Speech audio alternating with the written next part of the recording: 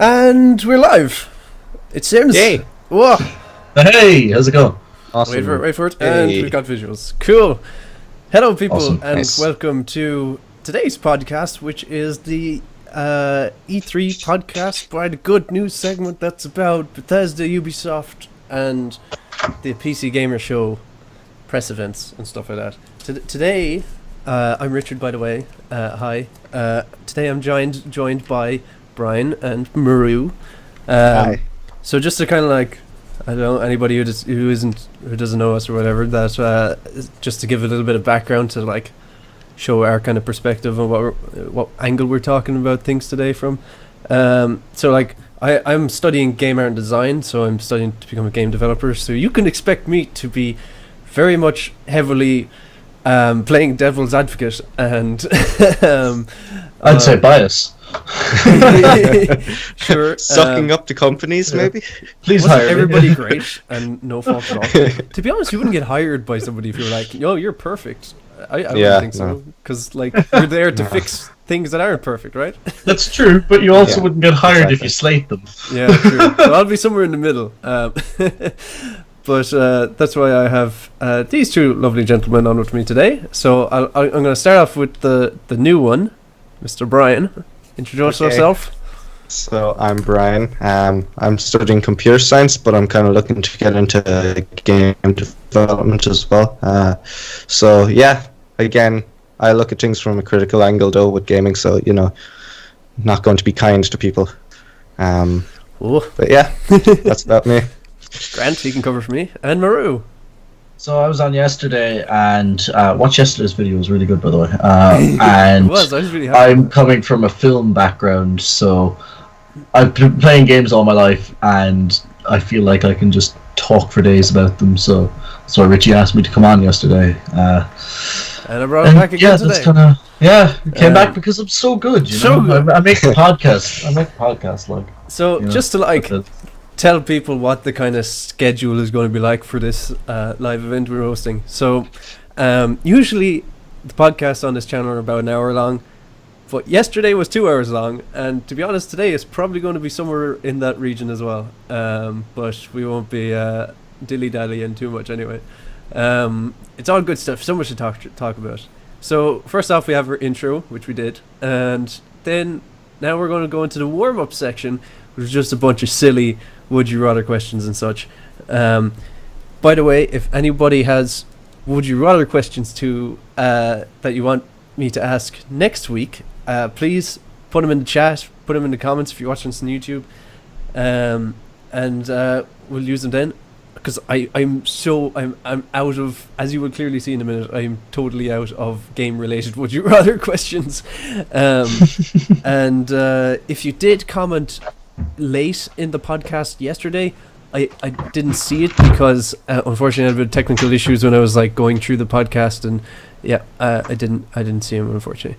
But I did see the beginning chats, and thanks everybody for commenting along. It's actually great. It's great banter happening in the chat. Yeah, I watched some of it. It was quite good. Yeah. Yeah, it was cool. Hopefully there's more of that today. And so then we're going to, after all our silly bit, we're going to go into the events in general as an event, and then we're going to go into the announcements, and then we're going to wrap up, put in our plugs, and say our goodbyes. So I guess I'll go into the questions. So I'm just going to recycle one I used yesterday, which is so this isn't a would you rather question, but seeing as we do have a new person here, I want to see what he says. Fuck, marry, kill. Okay. Microsoft, Sony, and Nintendo. Yeah, kill Nintendo. Okay.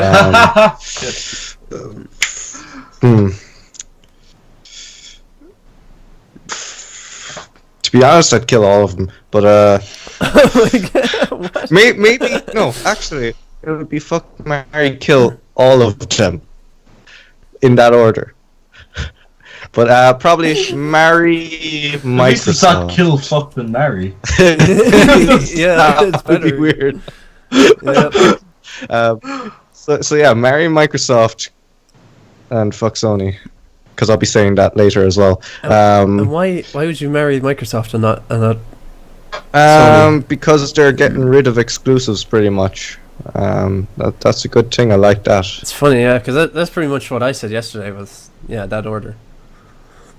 Yeah, that's interesting. But Nintendo, as a platform, their consoles are a bit too far behind, and they have good games.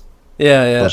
But, I didn't grow up with them or anything, so I have no nostalgic connection to them. I've never owned a Nintendo console or anything, so it was very easy for me to make that decision. All right. What was your one yesterday, Muru? Kill Nintendo, fuck Nintendo. Or fuck Microsoft, and marry Sony. Okay. That was kind of my attitude towards it. So Nintendo has no fans here.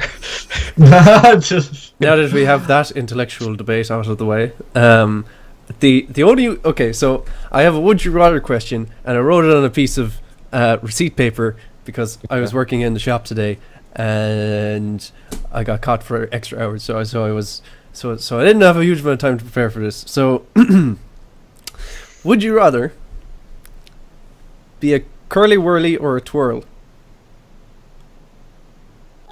This is a gaming related. That's completely no, it's not off guard.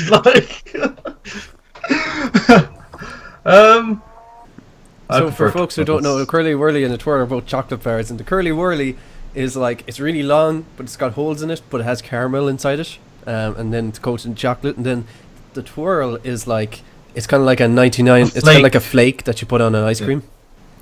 So with chocolate coating, I did. Twirl. Yeah, How'd you expect that's the answer. Like? You guys are so flaky. Totally going curly whirly all the time. That sounds like so much more fun to be all curly whirly instead of twirl. Twirl sounds like you do like really. It's just twirl and then you're done. Whereas curly whirly is just like it keeps going. So that's where my mind was. Anyway, so I guess should we get straight into it?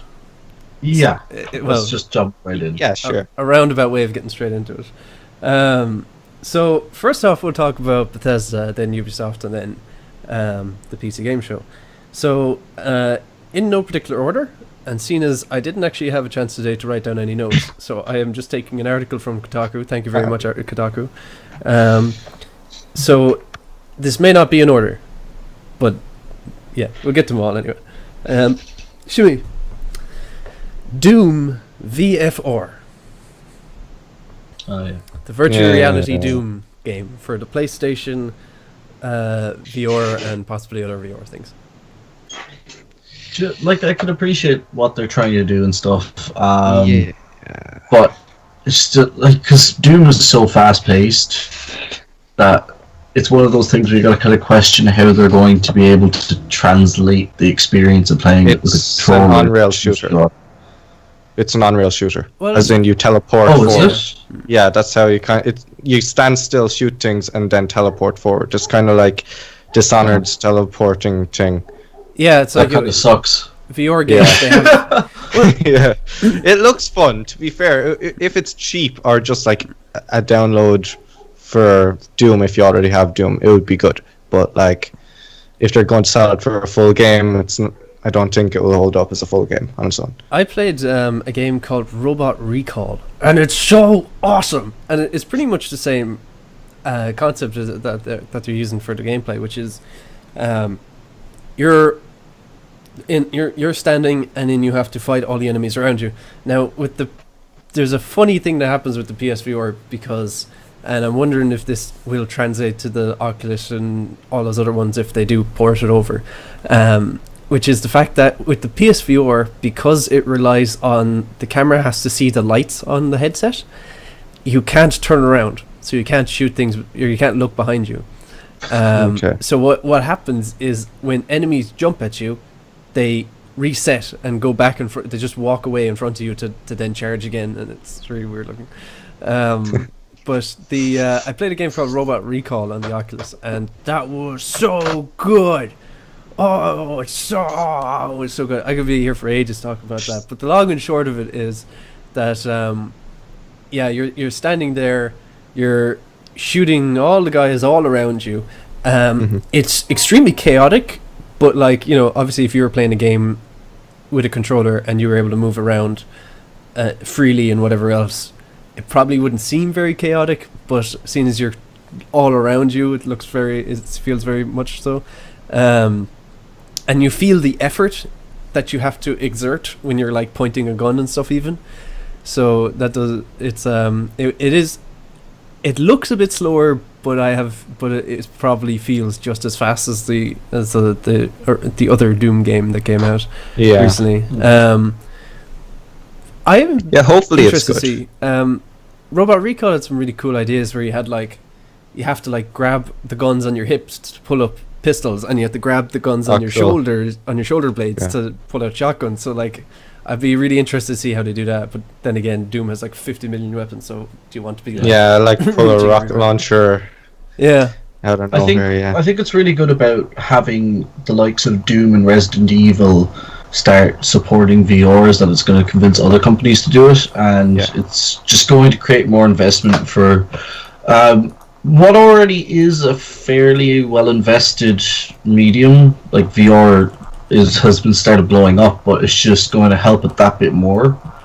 That it needs, because I mean, Bethesda is a massive studio, getting behind VR in the way that it has. Yeah, and we'll get on to the other games now in a minute. Like with Resident Evil, as you mentioned, Muru, like they had the full game in VR. Though it wasn't a cut down version of the game. That's true. It was an improvement kind of on the game, like reduced graphics, but like the full immersive experience. And you were saying that what Bethesda did isn't? Well, with Doom, with the other game, that's coming up next, yes. But with Doom, I think it's because the gameplay would make you motion sick if they kept it the way. Oh, 100%. You're running at like 60 miles an hour. At demons you're walking jumping up. Yeah, exactly. It can't go any slower. Yeah. So like, I can see why they did what they did. Definitely. Okay. I suppose we'll move on a bit and we can talk again about VR once the next unannounced game on this podcast that Bethesda announced a few days ago is. So, according to this article, anyways, the next one they have up is the Creation Club. We didn't fucking talk about the event in general. The event in general, Bethesda had its high points at the end. It started off slow. The middle was kind of like terrible. Yeah. And like then the end was good. Yeah, definitely. I was watching. That's pretty much it. I was watching the stream with I think I was watching After Effects. I was watching it with Alice, who is also on this podcast sometimes, not today obviously, but and one thing, because I was able to just about follow along with it. It seemed very chaotic to me. She was completely lost because lots of what they announced were sequels, and you kind of had to have a lot of knowledge. It was kind of it was for the fans as opposed to making new fans, I feel, because especially in the way that it was just sort of like just a lot of trailers. There was no one in between explaining anything. It was just like one long video. I feel like there's a balance to be had, because Microsoft did something similar towards the end of their press conference. They just blurted out a lot of games. I feel like there is a balance, because part of me is like, I know I watch E3 for the hype for and the the gameplay and the trailers. Not just the trailers, because I could just watch it on YouTube anytime. Excuse me. But yeah, that's how you were saying. Yeah, like if they broke it up, like after the VR stuff, if they got someone out to talk about like VR a bit more, or just something small to break up the sizzle reel of trailers and stuff, like it's just. Imagine if someone went out on stage and started playing the VR game. Yeah.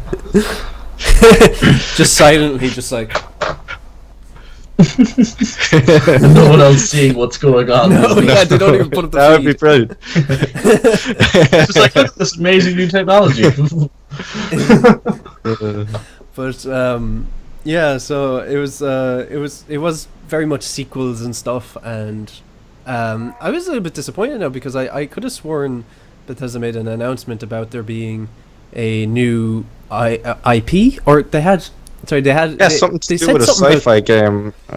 They said something about 3 new IP, and I'm a little bit confused as to what happened. Like, because is that 3 new IP? Like, was Prey one of those?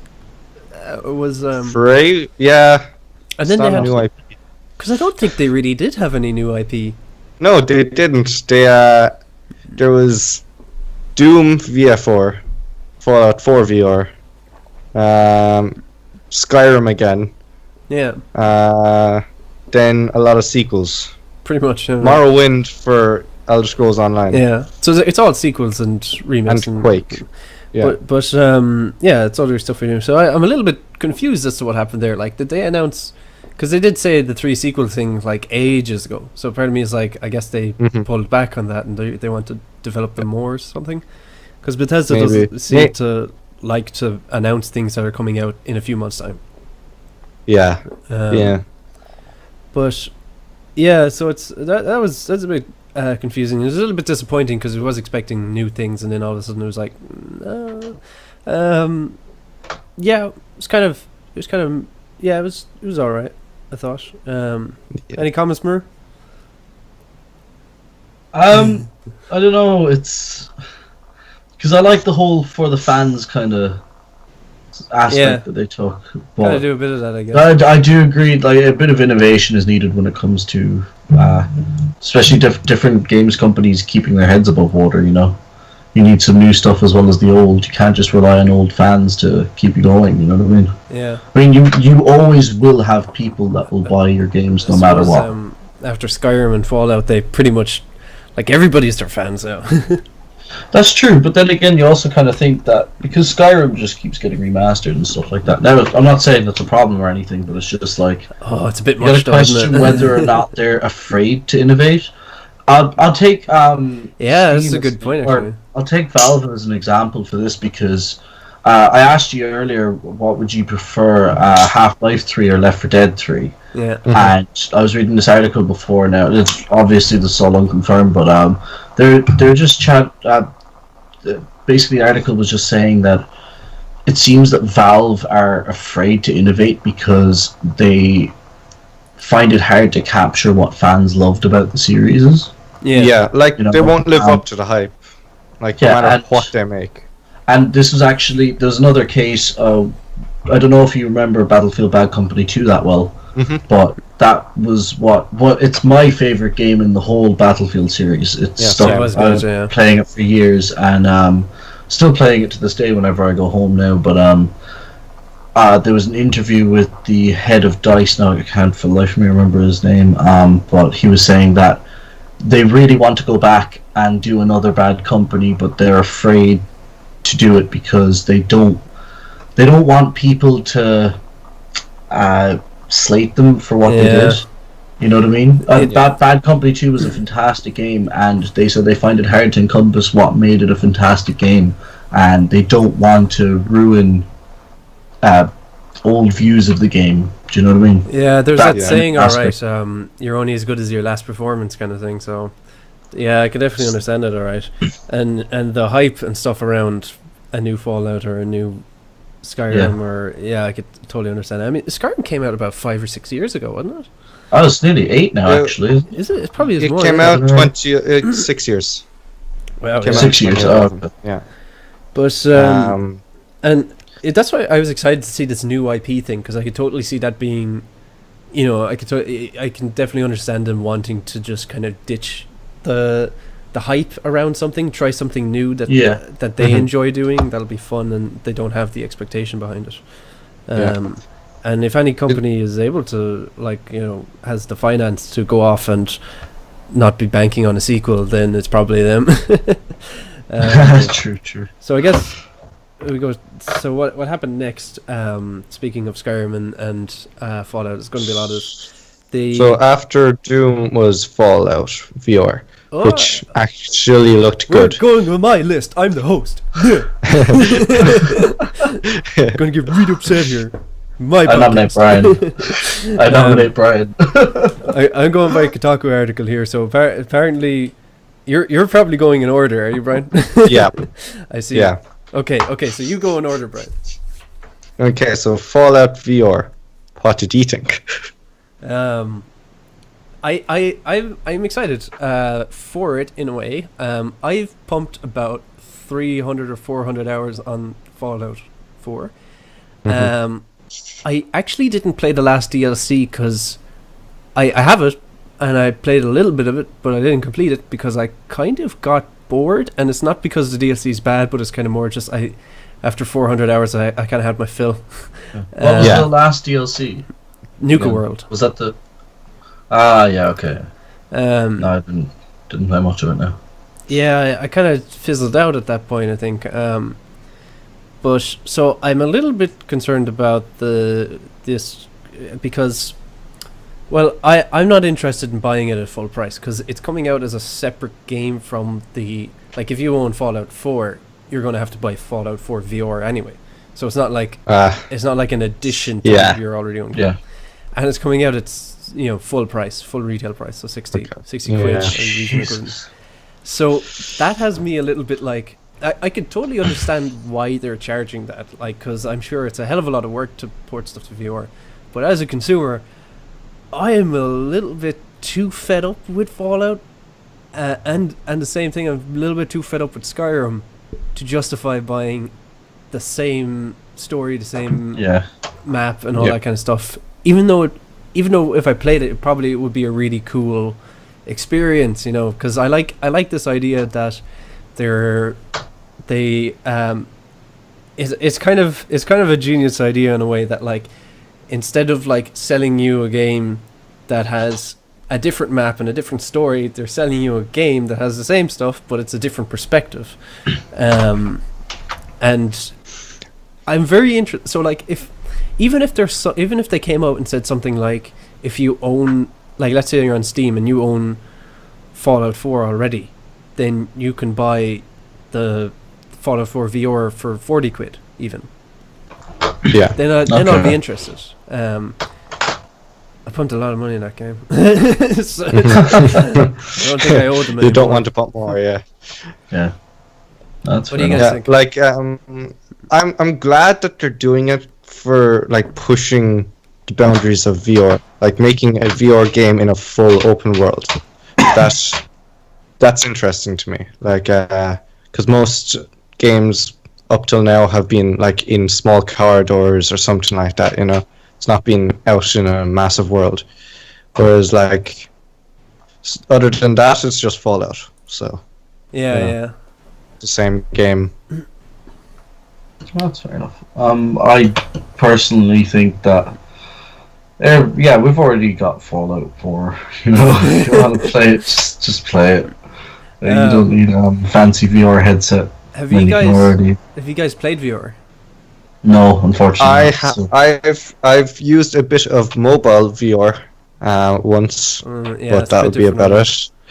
Yeah. And I'm kind of, I want to. Yeah. But I do get seasick, kind of, so I don't know if I want to. Yeah. No, there is a VR lab in UCC. Really? So in the next 2 years, yes. Use it. I want to for my final year project, maybe. But I'm in UCC. I didn't even know this. Yeah, it's in the Western Gateway building. I see. But we walked past it, and there was literally like, kind of like a pentagram sort of thing of just massive PC rigs, like, just on the ground, like some sort of summoning circle for good gameplay or something. I don't know. It was That's weird. how you summon the But VR. yeah, exactly. It looked pretty good. But I really want to try out VR, definitely. And maybe Fallout or Doom. Maybe, I don't know if it's good enough. I totally advise playing Robot Recall. Anyways, that was a good time.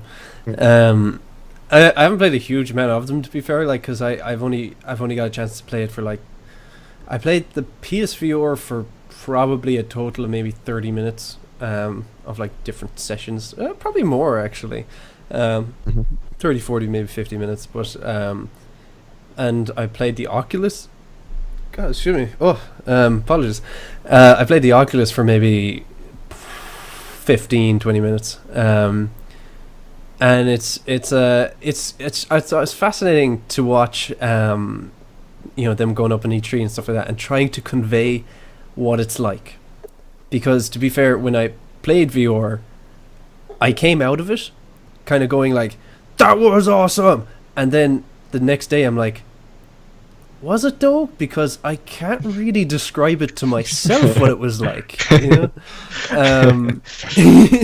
It's a bit of a weird feeling, because it does, like, it's not quite like reality, and it's not quite like like just being in a different place, or it's not quite like playing a game on a 2D like a flat screen. But so it's interesting to see how they're trying to sell it to people, because it's one of those things that, like, definitely, like, I would advise try VR before you invest in it, because it's quite a hefty price tag for people who aren't really into just getting new tech and stuff.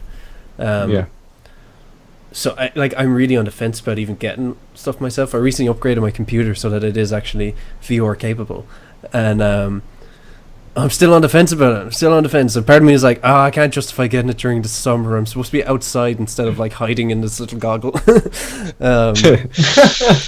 I don't know. Yeah, that's it. Wait for Black Friday. Yeah. And I guess there is an argument to say that, like, well, anybody who's going to be spending 700 quid on a headset, give or take, they're going to pay a 60 euro price tag, potentially. I'm not, like, if I had never played Fallout 4 before and I went straight to Fallout VR, 60 quid, cool. But that's why I think they should have that, like, if you already own Fallout 4, you get a little bit of a discount, even if it's not much, just a gesture. So I'm really confused now. Brian, are you hosting this podcast or am I? You go ahead. Like, I don't mind. I'm going to go. I'm following this Kotaku article. Thank you, Kotaku. Okay. So after that, apparently, was the Creation Club. Careful what you say here, Brian. You might lose future jobs. That's grand. Creation Club. It's I'm going to say it's probably because of Sony that they're bringing this out, because Sony doesn't want mods, really. So making them kind of like a DLC sort of thing makes it okay. Because you have to buy credits to be able to download mods or something like that. So for people who don't know, Sony, Microsoft does allow you to download any mods pretty much that are ported over to that. But Sony restricts the mods, and the only mods you can get on the PlayStation for Fallout and Skyrim are they using the in-game assets that are already there. So it doesn't allow you to import assets that somebody else made. So potentially by, like, if Bethesda said, right, we're taking responsibility and we're going to curate all these mods, then potentially Sony would allow them to go over. And that's quite a smart move, alright, actually. That's a good point, Brian. Like, I remember I still sometimes go back to watch videos on when they tried to make paid mods on Steam before. Yeah. And that one weekend of Friday announcing it, Saturday implementing it, lots of lawsuits filed, and Sunday cancelling it. Yeah. Literally, that's how it happened.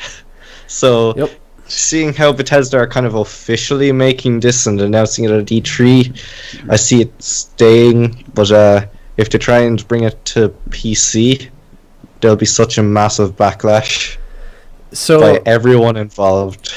Just to just in case people didn't catch it, so it's like basically what Bethesda is saying is people can make mods, and then they can work with the developers in Bethesda Studios under Bethesda's wing anyway, to help make sure that it's compatible across all the base games, and all the mods are compatible with each other, and so they will effectively work as little tiny DLCs, or not necessarily little tiny, actually, because some modders are crazy what they do. But it's interesting because I've watched over it, the trailer a few times to try and understand what it was about, because I think they did a piss poor job of explaining it. Yeah, they didn't really want to go into it because they didn't mention paying for them. They're probably They said just seeing what spending people think. credits. They say Yeah. spend credits on it. So whether you could get those credits by playing the game, and like your time in game will get you more credits, which is still bullshit. But Yeah, but have they actually explained that? Have they actually explained what credits are and how you get them? And I haven't wanted to research it, but with the amount of people saying paid mods by Bethesda, I'm guessing you have to pay for it. I'm not sure if there's an official thing in it. But yeah, it is weird. They said you can buy it with credits, but they haven't explained what is a credit. How do you get it? Does it cost money? But that's interesting. And then it's like, oh, is it like when you unlock an achievement you get credits, but then like that means you only have a certain amount of credits. You know, you have a limit. Yeah. Once you have all the achievements, you have all the achievements. But yeah, here we go. Credits are available for purchase on PSN, Xbox Live, and Steam. Yeah, not happy. Really? Yeah, not happy with that. I think it depends, actually, because what I feel is if they are getting the developers under Bethesda's wings to actually make sure all these mods do work with everything else, and that they won't brick your PC or anything, and assuming all that, I totally agree that they should be paid for their work, because you can't just have them Yeah, doing all this work for free. suppose.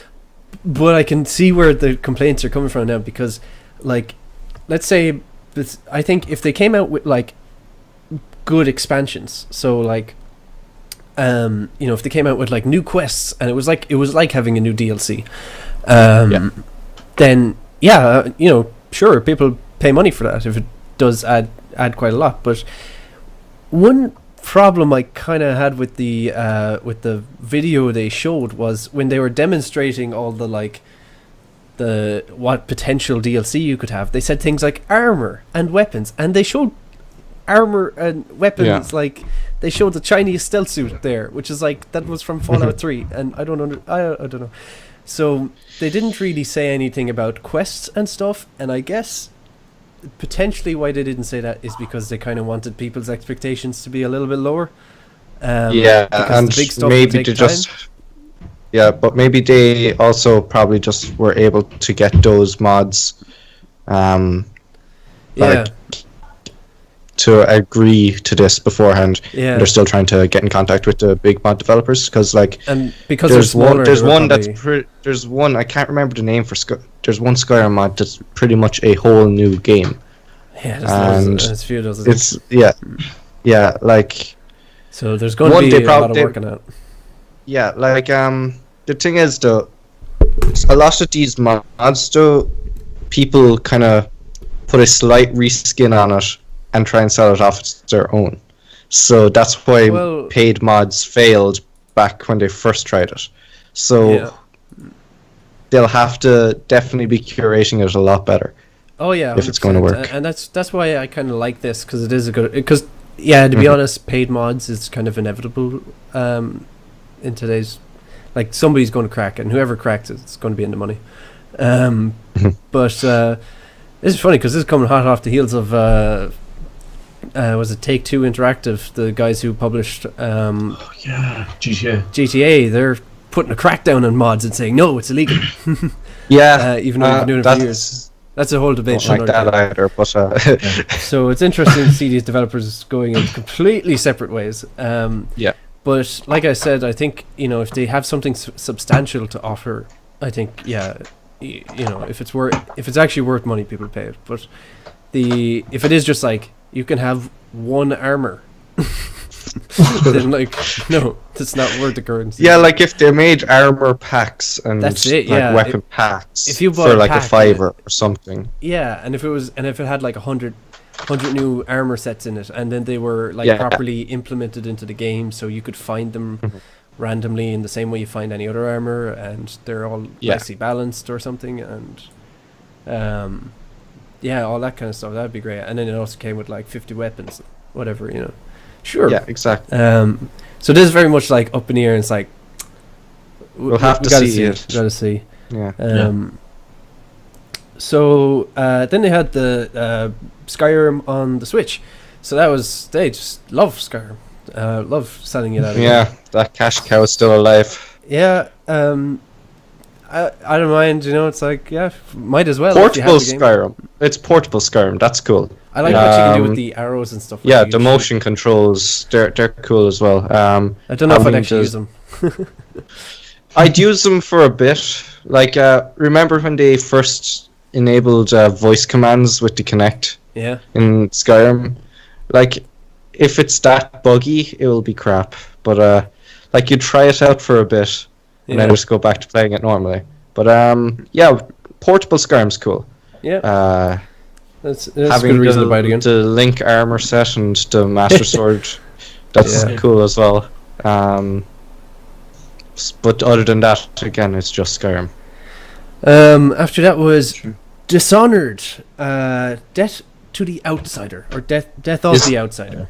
Is this a DLC or is it a new game? I had that exact same question, because this whole press conference has just been a whole load of questions. They didn't really do a good job of explaining anything, to be honest. But No. I have found out, and what it is it is either it's a standalone expansion of sorts. Oh, okay, so like, yeah. It's Fair not enough. DLC, but it's like the Knife of Dunwall, what they did with the first game. Sort of, except I don't think this is DLC at all. So like you don't launch Dishonored 2 to play this game. Oh, fair enough. Instead, what it is it's a budget title in the Dishonored universe. So it's a spin-off, Cool. but it's like it's coming out at like, I think it's like 30 quid as opposed to 60, or it's something like that. So it's actually considerably cheaper than the other game. So you can expect it to be quite a bit shorter as well, probably. But Did you play much of Dishonored 2? yes, I played 1. I haven't played 2 yet. I played 1. I played a bit of 1, and I haven't played 2 yet, but I've heard really good things about it. So good. It's Yeah, so they're good. great games. It's just really good. And it's they're great at like giving you multiple paths that go into objectives, and it's fantastic. I play with Alice, and she likes all the pretty, and I just play the game. so that's grand. It's great for that kind of stuff if you have somebody who just likes to be an outside observer, because she spots things that I don't spot all the time. And then all of a sudden I'm like, oh, this game is even better because I didn't realize it had this. And it's like, oh, you could go down here, and it's fantastic. So yeah, part of me is I'm going through Dishonored 1 at the moment now. So I don't know if I'll be like ready to play a new Dishonored when that comes out, but yeah, I won't complain. So The Evil Within 2. I am hyped for this. Yeah. I'm looking forward to it. Yeah. Yes, I played the first one. I read an article about it like 2 years before it actually came out, and I was like, yeah, this game sounds awesome. And when it came out, it wasn't as good as they had planned it to be. Like, the combat was kind of a bit lackluster.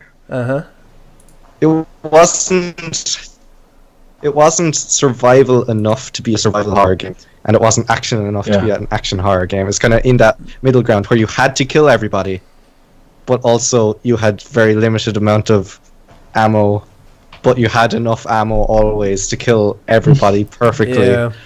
It was kind of in that weird middle ground, but the actual story and setting were amazing. Like very like it messed with you. Like, there was one part where this is like midway through the game, you're like walking down a corridor, and the base starts building up, and blood starts spilling out onto the floor all over the place, and you're like, oh god. Walk into the room, nothing. There's nobody in the room, the base just dies. It's just so good at building up tension and putting you on edge. Yeah, it messes with you. Like, it's like a game of a Salvador Dali painting. That's how I'd explain it. Like, it's just like I'm pretty sure every level you're just kind of there like, whoa, what's going on here? But yeah, the second game looks pretty solid. Like, we're still playing Sebastian, which is cool. So yeah, I'm looking forward to that. And you think it merits a sequel? It's one of the high points of this. Does the story merit a sequel? Well, yeah? I haven't played it myself. I'm not sure. The story kind of ends well enough to not need a sequel, but the game itself wants another game in that style, if not a sequel. So it'd be interesting. Same universe, different characters. It's yeah, it could have been. That's what it kind of deserves, you know. Yeah, what they're doing, and the Friday the 13th release date. I mean, they couldn't have picked a more perfect release date for it either. Yeah, that like as soon as that came up, it was just like, of course it's coming out on that date. Yeah. So yeah, it's Evil Within 2. It looked really cool. I was very intrigued, and I thought this was the new IP that they were going to say, but I kind of, I quickly figured out that it's probably the Evil Within, alright. I played the first level of that game before, but I wasn't like sitting in a room by myself. I was sitting in a room with like 5 other people, and I'm pretty sure it was at your place, Brian. It was actually. Yeah. I just got the game. And so it was good fun to just like have a bunch of people there and all like just trying to make fun of it so it doesn't seem scary, but inside I'm really scared. Like, you start off going to a murder in a mental hospital. Yes. So like, starts off. Yeah. Pretty well, nice. Pretty solid for a horror game. Like. Yeah. Checking off all those cliches straight away. So. Yeah. Sure, we'll move on anyway. After that was Wolfenstein 2. Yes. The new Colossus. That looks good. I can't wait. It's going to be so good. I played the first game. Well, I say first game, there's been countless others, but the first, The New Order, that's what it was. Back in 2015, I think it was a year after it was first released, and I loved it. However, I didn't pick it up there again until 3 weeks ago, where I blitzed through the whole game and finished it. I was like, oh, this is awesome. And then, obviously, now it's revealed the second one's coming out, and I lost my shit. I was like, oh my god, I remember all these characters that are popping up in the trailer. And it's just like, I can't wait for it. So I'm looking forward to it a lot. I loved the mechanics in The New Order, and just the way that you could like overcharge your health and just go out and like blitz through all the Nazis. I say blitz, like, you know. But the puns. The pun, unintentional pun, but you literally could just do whatever you wanted. Like, it suited stealth play styles, it suited run and gun play styles. You know what I mean? Now, as a preferably stealthier gamer, I got through the whole game without running into firefights and really, stuff. That was, some of those levels are wicked hard to do. But it was really cool. I love how you did that. Yeah. And somehow the stealth didn't feel out of place, even though, like, on the opposite end of the spectrum, the game also has a mechanic where you can hold like 2 shotguns in either hand. Yeah, actually, when I was playing it there recently, me and my roommates had a conversation and a heavy discussion about why that would be implausible. It's just dual wielding 2 shotguns and running down a corridor, unloading all of it, like, you know. I actually fired a real shotgun before, and I like, just to like. So this is years ago, so I was considerably younger, so it's potentially smaller and whatever else, but I definitely wasn't the size of BJ Blazkowicz anyway. So, but this is like out in the middle of nowhere. I was with my dad and his friend, and they allowed me to give a go at shooting a piece of plastic that they put on a barbed wire fence. And it was like, okay, cool, and made sure I'm all lined up properly. I was going to fire this correctly. It's kind of like one of those, the stereotypical like American police officer shotgun. It's kind of one of those. It was like a sawn-off version, it was a sawn-off. So the all ready to line up, all that stuff. Then I pulled the trigger, and all of a sudden I feel and see nothing, nor do I hear anything. It, like, I'd say a solid 3 seconds passed, and then all of a sudden my vision started coming in like as a little circle and just sort of expanded. And my hearing started coming in then, and it was just like dee. and then I started to feel like this big throbbing pain on my shoulder from it, and like I looked down and saw that the piece of plastic was just shredded. But that was my experience of shooting a shotgun once. Your shotgun misfired. Oh no, the piece of plastic was shredded because that's what I was aiming for. Oh, sorry, I thought you were... I misheard plastic, and the connection went for a second. I said next thing it was shredded, and I just thought the shotgun, and I was like, "What? No. How did that happen?" You were talking about your eyesight going and your hearing going, and I was like, "Oh my god, did the gun explode on you?" That would have been a terrible situation. Yeah, so my point is shotguns are powerful, so yeah, fair play to Mr. BJ. Two in each hand. Yeah. So I'm really looking forward to that game as well, alright, and it's a nice idea to, like, because the other one was set in Europe, wasn't it?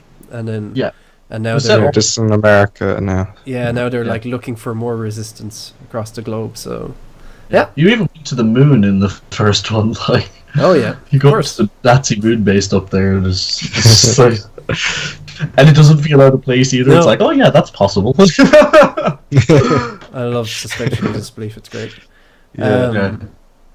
Speaking of that, they also had the big reveal of BJ Blazkowicz is in Quake Champions. Yeah, that's cool. Oh yes, yeah. Anybody play Quake Champions? Have you played Quake Champions?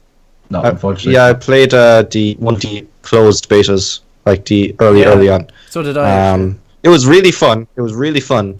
But buggy as hell. Yeah, it was a little bit. That was at the beginning. I did come into it like again after they took it down and put it back up. So. And it was much better then, but yeah, a lot of people seem to enjoy it. It's far too fast for me. Seems good. It's far too fast for me. It's like I find the tanks aren't tanky enough to get away with being slow. Yeah. Like there isn't when I played it. It's probably changed. This is about 2 months ago I played it, so they've probably changed a lot since. Yeah, but back then the trade-off for tankiness didn't. Like the fast characters were just ripping through you. Yeah, so. And they did. Yeah, I think that game comes out as it's free to play, but then you have to like buy each champion, or alternatively you could buy it at full price and you'll just have everything and all the champions that they bring out in the future and stuff, which is a good business model. It's good, yeah. I'll probably give it another go, but it was just so fast for me. Part of me is like, if it came out in console, I think I'd enjoy it a bit more because it'll be that little bit more laxed, maybe. Yeah. Like there's like the guys who have almost like an aimbot sort of aim. Yeah. And are using like a Gauss cannon or something, and you're just like, no, can't. I forgot the trailer that they put out, the one where it's like those people come in, it's all black and white and they're going up to their computers and it's all super serious and the edgy esport trailer. Yeah. So good.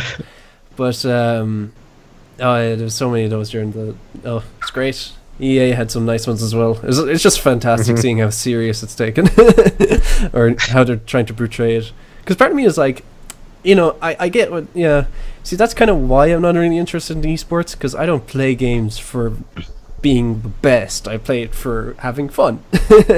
And I guess that's why Quake kind of didn't really do anything for me, because it was a little bit too intense. I will say, like, when I did play it, after I stopped playing, I was like, it was very fast. It's got like, it's almost like they got the Doom combat, and just put it into this multiplayer game. Yeah, but because you're moving full pace all the time. Yeah, and you're still always moving full pace, unless you have some sort of speed boost. So it was a fun game when I played it, and I'm looking forward to it. Like I will get it when it comes out. Yeah. Play it a bit. There's a lot of arena Not sure if I'll shooters pay coming for out these days, actually, isn't Yeah. there? Yeah. I suppose we'll get back into that later on when we talk about the PC Gamer Show later. So, Jesus, it's nearly 10 o'clock. Give me a minute there. I'll be back in a minute. No Yeah, worries. cool. So, Other than that, in Bethesda, there was Elder Scrolls Online and Elder Scrolls Legends, where they announced Skyrim. yeah. Did you play Legends? No, because I don't play Hearthstone or Gwent or... I did play like Hearthstone. I like those card games. I like card games, but I like playing them with cards. You know. Yeah. I don't. We're not all lucky enough to have friends to play with. That's true. I don't either. But yeah, I haven't gotten into it. I didn't give it a chance yet. Yeah, I might try out right. one of them. Maybe Gwent. Yeah, they had some cool little graphics in their trailer and stuff. Was cool. Yeah, so it looks pretty cool. It did feel a bit underwhelming, alright, and maybe it's just because I haven't played the game, but it did seem a bit underwhelming to be like, oh, more of a card game thing. Yeah, because quite a lot of time dedicated every company seems to be releasing their big franchise as a card game. Yeah, but it kind of like, I don't know, doesn't really have the same impact as a traditional 3D game, which is I guess why 3D games are so popular. They're great for the casual Twitch streamers, They just sit down, talk to their Twitch chats, play Hearthstone, get donations for doing that, So we must yet go on to talk about Ubisoft, but just quick little note about Elder Scrolls Online. Anybody play that? Because they were talking about the Morrowind trailer. They announced Morrowind again, even though it's already released. They kind of were, like, the press conference was about 40 minutes long. Like, literally, this podcast about it is currently longer. Yeah, probably. That's because there's so many questions. There's no answer to anything. It's like, here's this Doom game. It looks cool. Then Fallout VR. How expensive is it going to be? Like, Morrowind is the only definitive thing on this list. That was already announced. Yeah, exactly. It's already been released. I don't know why they spent more time on it. I suppose, I don't know, it's their big thing. They have that classic, like, YouTubers and stuff talking about it, and I don't know, a little bit cringe. I always feel so out of touch when I watch, all these press conferences and they're like, here's our community, and I'm like, I've never seen one of those people in my life. Yeah. I thought I was part of the community. But they just have this random. And the whole thing about the bear. Next time. Yeah. A lot of stuff about the bear. The part of, like, I hope they didn't kill the bear, and then they didn't. Yeah. I saw a great post after the Bethesda conference. It was, I hope they released Elder Scrolls 6. And it just came up, they didn't. That's literally Bethesda E3 in like 2 seconds. That'd be fantastic. I feel like I already asked you guys this question. I'm after blanking it for some reason. Did you play the Elder Scrolls Online? No. I was tempted to, but I'm not a big MMO fan because you have to spend so much time on them, I feel. I played it. Anywhere. I played it with a friend of mine persuaded me to play it with him, and I had the worst time of my life on a game, and it was the worst €26 I spent. it was a discount. Yeah, I've heard that. Like, I've heard people who like it absolutely adore it, but then the people who are on the fence or anything, they just hate it. You see, because I played it with a friend of mine, and like, to be fair to it, it looks really nice. It looks really, really nice. But it's so dull. And maybe it's just because I think, like, I'm going away from games that are about exploration at the minute. Like, just that's the way my mind is going, because I feel like, I don't know, I'm under time pressure and stuff like that. College has just been like, you have no time. And I'm like, I don't have time to look around this place. I just need satisfaction right now.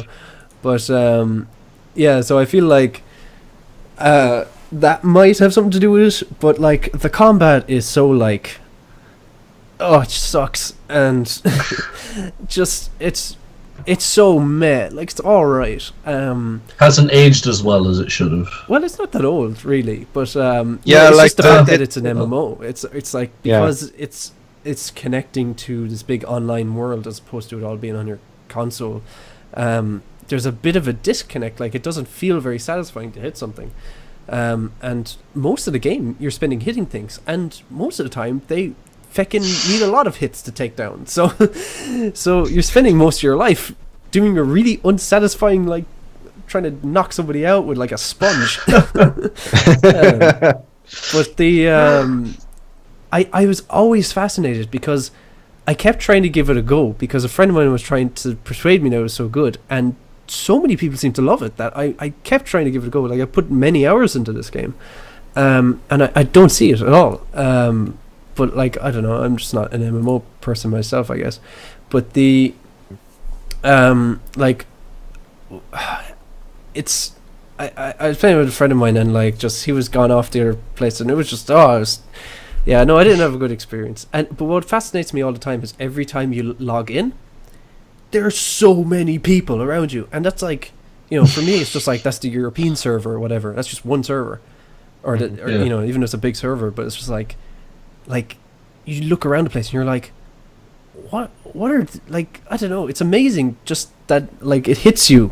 There's so many people in this world, and there's so many people because like, what are the chances that I've bumped into like 500 people in the one area in the one game on the one platform in the one server? And I'm like, what? I don't know. It's always a mind-blowing experience for me, and it's so meh. I think anyway. I think what they need to do is make it look like classic RuneScape, and God. just make classic RuneScape in the Elder Scrolls universe. Good times. That's how they get people. Like everyone will play it then. I love the way we started off that section about the Elder Scrolls Online. I was just like, oh, this is going to be really short. But the the Morrowind thing is kind of like I didn't really. I tried Morrowind before. I didn't grow up with it. I started with Oblivion, and I went back to play Morrowind, and my experience of it was went off into the world, had my little dagger, came across a mud crab, tried to stab him. Couldn't kill it because it kept missing because I didn't have a high enough skill to actually hit a mud crab. Yeah, it's kind of this crab is about the size of my torso. It's kind of at that point where they haven't gotten away from the classic sort of RPG, but they're still in a modern enough style that you'd expect it to work. Yeah, I should give it another go sometime because I didn't really understand that what was happening. I just thought if you wait a while, there'll be a mod called Skywind coming out for Skyrim. It's going to be the full Morrowind game made for Skyrim. Sweet. Yeah. So it can be 6 years out of date on as it comes out. Yeah, it's going to be interesting. And then as soon as more like 8. As soon as that launches, then it's like the Elder Scrolls 7, which is going to go straight to 7. Well, with everything's naming schemes, it will just go back to the Elder Scrolls. Oh yeah, probably. It'll be a total reboot, and then Elder Scrolls 2, Skyrim. So they'll just go back to Skyrim. Okay. So so we're done talking about Bethesda now. We're going to put a little bow on that and say, right, okay, that's all our next. So now we're going to talk about Ubisoft, and I need to change the little awesome. Thing that says Bethesda C3 on it. So Ubisoft, that was an interesting press conference. They had Mario plus rabbits. Yeah, Miyamoto came up as well. It's like XCOM, but for kids. They spent so much time on that. So let's just talk about the event in general. To go away from the game specifically. E3. I think it won E3. I don't know if that's serious, is it? Yeah. Is that serious? Yeah, no, honestly, the games they announced, most of them were fairly solid. I know it's Ubisoft, so in the future, fun looking days. back, they lied. Like, I'll look at this when the games come out, and they'll probably all not live up to what they look like. But yeah, bar one or two games, most of them actually looked really, really interesting. There was no real low point, bar Just Dance. But we'll talk about that later. What do you think about the when the guy went up on stage, and they had the guns and stuff? That was really, really cringy, but awesome because it was Miyamoto. Yeah, that's what I was thinking. Because like part of me, like because Miyamoto was there, especially, I was just like, that's kind of nice. It's kind of like you know, these two dads are having fun or whatever. It was super cringy, but Eve was just like super happy, and Miyamoto was just Miyamoto. So yeah, it was cool. Yeah, I gave him a pass on that. I looked past it. But yeah, so yeah, it's alright. And then there was the developer who was very, very touched by by Miyamoto acknowledging him and stuff during the event. I find that interesting because okay, so now we're going to get into the game. So now we're talking about Mario plus Rabbids Kingdom Battle. It looked fun, but it kind of looked like nothing I didn't see before, because they spent a lot of time hyping this as this big revolutionary thing, and it was this big deal, and I'm sure it is really cool, and they have some cool ideas, and I like the aesthetic, and it's interesting. It's definitely not a traditional Mario game, but it just kind of looked all right. I don't know. Is that just me? Like not to be the elitist here. I come from a consumer point of view, not as a developer. Like I kind of find the Rabbids as kind of like the video games version of Minions. Yeah, as in kind of annoying and generic, but they're cool enough. It's interesting kind of mashup. Yeah, just kind of like it's kind of like the old school JRPGs where you walk around and then you get into a battle. Yeah, and then it turns into XCOM for kids. Yeah, I mean XCOM was really fun. I love that kind of the turn-based. XCOM is really good. Yeah. But it's I guess I don't really have a lot to say about it because it didn't really strike me as anything special. But a lot of people, they made such a big deal of it at the beginning, and and a lot of people are still making such a big deal about it. Like as it's so I don't really get a it. strategy game for the Switch. Yeah, I mean, and it's Mario. They don't have. Yeah, it's a new title for the Switch. They don't have enough at the moment, so fair. It's looks like it'd be good. Looks like it'd be fun. Yeah, it would be fun for a while anyway, definitely. So then after that was The Crew 2. I'm kind of looking forward to that. I have The Crew 1. Yeah? Is any good? It's good for an open world racing game. The problem is it's always online, but it's decent. It's not the best. The trailer was really cool, now, to be fair. The trailer was awesome. Yeah. Like you see with one, with The Crew, it kind of went to street racing, underground, illegal, working undercover for the cops sort of thing. Yeah. This one, it's kind of like, if you've ever played Forza Horizon or seen it, it's kind of like a festival sort of thing. It's trying to create that. It's legal, but it's still street racing, and all this sort of stuff. Wow. Like, to see you pass that legislation. I'd be happy if they did that in Ireland, but and they also made it so that the world bends on top of each other's. Yeah, that would be interesting. But it looks cool. It looks really fun. Like I'm going to get it, I'd say. Yeah. Early 2018. I feel like I think it has a bit of a personality problem, in the same way that what was the game Need for Speed did in the EA conference. Yeah. Because both of those games look like you're just doing absolutely stupid fun stuff. But both of them take it way too serious, it seems. Yeah, yeah, I can see where you're coming now from. this There's one not is much less so. banter there, like. Yeah, Yeah. exactly. It's I use Well, a like- good example of, like, you've got Formula 1 as a game, and Mhm. it's serious. Yeah. You know what I mean? Yeah. There's a career mode and everything and stuff like that, but then you've got games like Burnout. Yeah. It's just crazy, and I don't think the crew has kind of hit.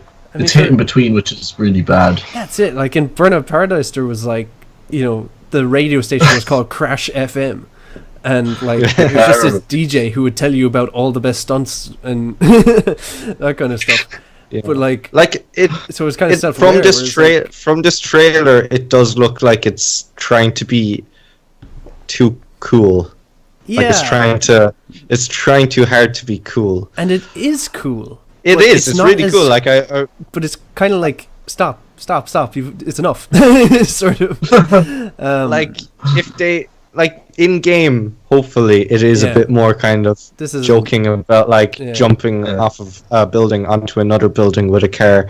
Take a Fast and Furious approach of it. Like they don't take it seriously. Yeah, Like Anymore. how could you? Anymore, yeah. Like how could you? Like It's true. has 7 come out yet or 8? The new one. seven. that come out Was yet? it 7 or something? I don't know. I don't watch. I think it was 8. Wait, no, 7. 7 was the last one I saw. Anyway, there was one part where Dwayne Johnson he's in hospital with a cast on. He sees an explosion out the window, and he's like there with his daughter. It's like, Daddy's got to go to work. Flexes, and the cast breaks. That's the sort of like Yeah. stupid stuff that the crew needs to kind of implement. Just kind Yeah. of make it light-hearted, Yeah. at least. Well, it's but kind it of. does- I guess it does look we'll see fun. what the game does with it, but it does kind of like. I feel like it could just be so much better if it had that personality, and it's like putting in that personality isn't an easy thing by any means. But like, I feel like if you've gone to the trouble of making it so far, it's like if you made it a bit more personality. I don't know. Those games probably sell really well. So what do I know? Yeah. What's the on? Because it's kind of like an MMO thing in the sense that It there's is loads of kind of- players in the same world. Basically, yeah, there's always a certain amount of drivers online in the world And they in can be different it's locations. like hundreds, isn't it? Yeah, like Give or take. they have a miniature scale of DOS, pretty much is the map. So you can drive to different cities and all that sort of stuff, and you can like get people to help you in races or join your races. You can challenge them to races, I think, on the street.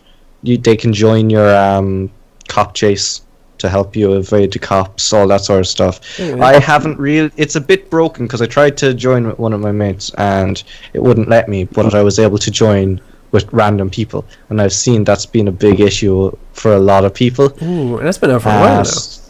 It has, and it's still an issue. But That's not good. then there's different factions then, kind of like the wolf, the bears, all Right. this sort of stuff. And when you're racing online, You it earn points for kind your of- faction and stuff. Yeah, yeah. And then each time you log in, you get a cut of how the faction is doing, depending on your rank and stuff like that. And does the fact that there's like hundreds of people in the same world as you, does that actually impact the game, or is it just kind of is it just like something to put on the back of the box, but the game is really just about like you go to a location and then you just have a race with like 10 people? If you're playing with friends, it can, definitely. If you're just playing, like for me, most of the time, I just want to play an open world racing game, so I hop into the crew, and you'd see other street racers. Yeah. That's kind of as Just much kinda as cool, it would yeah, yeah. be. It'd be like, oh, cool, and you'd try and crash into them and wreck their car. But It's quite big, Apart isn't from- it, the world actually? it's pretty damn big. As in, there's a race that goes from one side to the other, and Oh, it takes Christ. about 3 hours. And like is that a bit much? No, you see, racing game fans enjoy that sort of stuff a lot of the time. Like, because, like, one crash at the end of the race, even though you've been doing well no. all the way through. And do you get knocked out? Can you just respawn? You can respawn, yeah. Yeah. But like you're coming first the whole time. You crash just before the finish line. And somebody beats you. Someone passes you. Yeah, it's that sort of thing, and it's having to be concentrated and focused, and because you're street racing, avoiding traffic and cops and stuff like that. The cops in the crew were terrible. They showed an image of like cops on a bridge or something briefly, so I'm not sure if cops will be in the crew too. Yeah.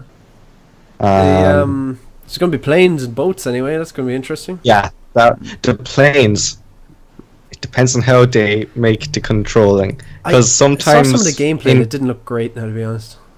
Yeah, like if it's like GTA, it should be fine, easy to fly. If they do it like I don't know, Flight Simulator, it'll be horrible. I guess it depends on what the races are, then, isn't it? Because like if the race is like, you're in this part of the sky and go to this part of the sky, and so you just go straight there. You know, there's no obstacles. Yeah, they have limps, you see, and they have to go through checkpoints. Yeah, so checkpoints and would be like checkpoints on roofs of buildings or buildings. Yeah, so that'd be cool. I don't know. Yeah, I don't know about the boats now either. The boats I'd be kind of a bit hesitant about. They'd actually be fun. I've played one game, I can't remember the name of it, back about 10 years ago. That was like you're racing motor boats, like, and it was actually really fun because it's different to car racing because you have to take into account for like the waves and all that sort of stuff and bouncing off a dam and all that sort of stuff. So that's just a different type of racing, pretty much. So okay, yeah, it's just trying to get all types of racing. I'm surprised there isn't like cycling and running and that sort of stuff in it as well, or skateboarding. I don't know. So maybe DLC. Yeah, maybe. So after that, they had Transference, a creepy and mysterious VR game. That looks scary. I'm not trying that. I don't understand what the hell that was. Yeah. That looks basically it's based off of some sort of scientific test of uploading somebody's memory into like hard data. The game was had an interesting marketing strategy where it was basically just being like, Elijah Wood. Don't get this, don't buy this, don't buy it, you don't want this is going to be horrible. And then everybody in the audience is just going to be like, I want it. I saw Elijah Wood and I was already like, I want it. So yeah, it looks confusing and scary as hell. Yeah, it's like one of those like horror science tests where like weird shit comes up on the screen and it's like, don't worry, this isn't real. This is just memories and stuff like that from someone with PTSD. Yeah. I mean, this article here, all this article says about it is a VR game that we don't know much about other than that it's weird and in VR. So that explains that. It definitely fits those marks anyways in the trailer, so congrats to the trailer people. Straight after that was Skull and Bones. That looks like what they should have done ages ago.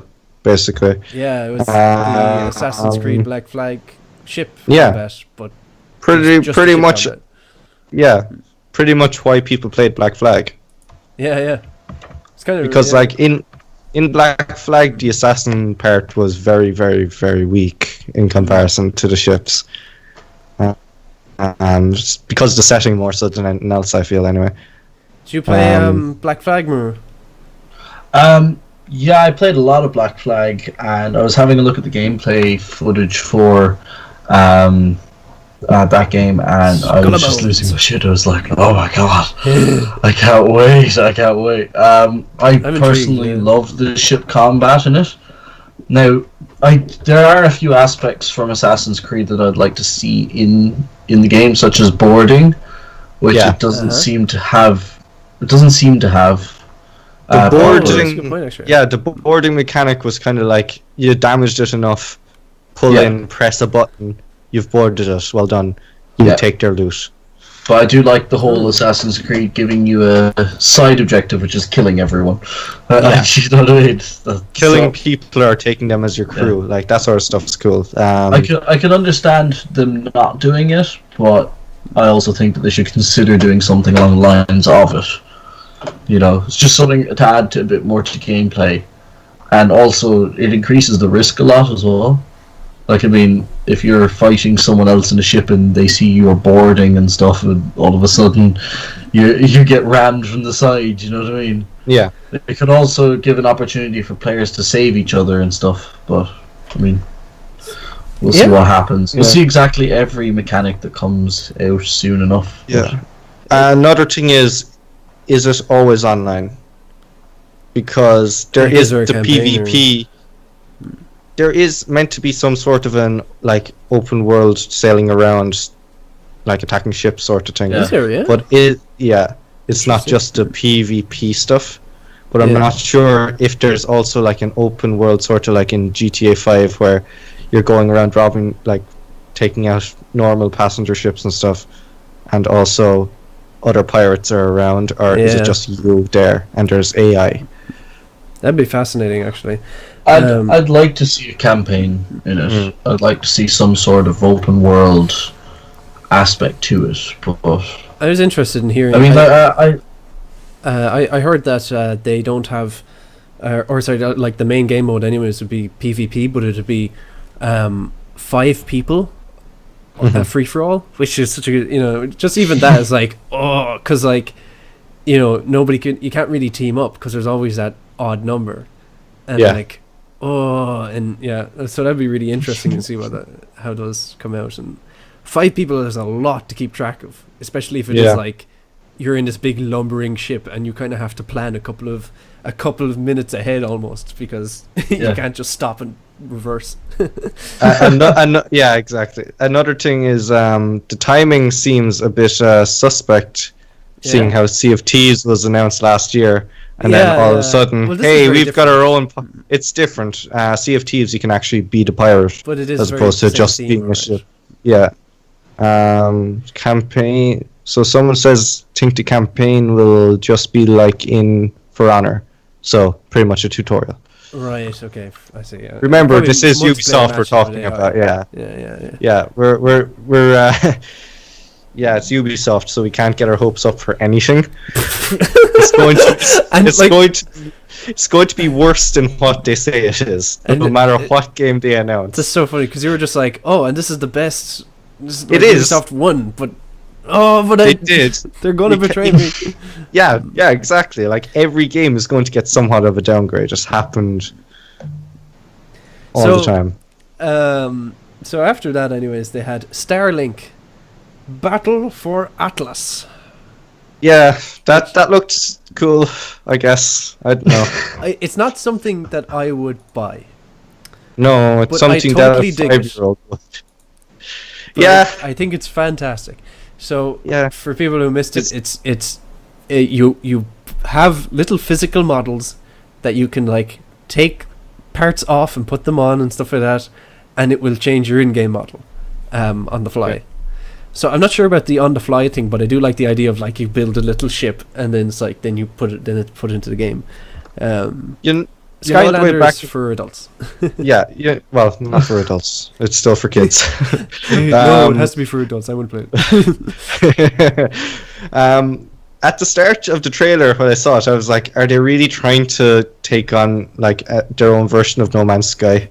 Because that's all I saw. It did look like it. I was like, is this a sequel to No Man's Sky or something? Yeah. But it's kind of taking the 80s TV show approach of things. We'll make a game to sell toys. That's kind of how they're doing it. I'm kind of okay with it, because I like the imagination and stuff. It's the good thing is you can do it digitally as well, so you don't have to buy the toys. Oh, yeah, that's a good idea, actually. Because... but I can see it. The thing looks cool. It looks interesting. I suppose games nowadays are in the hundreds, anyways. If you want to buy all the DLC, so this isn't going to be much more expensive, I guess. And I do like how they showed off that it works, on Xbox and PlayStation and the Switch. So that was a nice touch. Yeah, looked cool. Looks interesting, definitely. Yeah, if you like ship combat and stuff. So then after that, they didn't really announce, but they showed off some Far Cry 5. Oh, yes. I'm actually looking forward to that. It looks like it's got the perfect balance of the goofiness of Blood Dragon and like the seriousness of 2. But they're villainizing the average American folk. I don't care. I'm Irish. But like, it looks like it just had enough wackiness in it. Like him rolling over someone in a combine harvester or something like that. Like there's just moments like that in it that just looked really good. Yeah, I'm looking forward to some dogfights with the plane. It kind of looked like that was more like you get air support as opposed to you get to fly the plane. But maybe you can fly the plane. There was they said it was the co-op player. Yeah, there's also co-op. Play with friends now. Which is cool. I think they said something the whole game could be played through co-op. No, it's maybe not, but like you can definitely support in fights from friends and stuff. So if you're doing a mission, maybe you can't like walk around the world with your friends, but you go to like a mission point. Because Far Cry 5 Far Cry is all about the open world, so surely you'd have your buddy with you in the open world.